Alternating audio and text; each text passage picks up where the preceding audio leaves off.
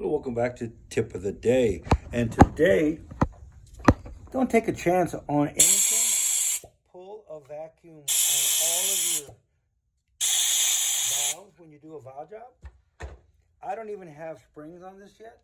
These valves are just laying in there or sitting in there. They're loose.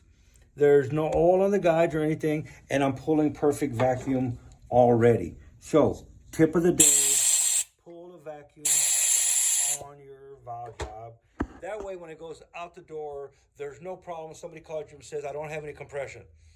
You don't have any compression? Well, you may have adjusted the valves wrong. In this particular head, we adjusted all the valves, but it just solves a lot of problems to be able to go.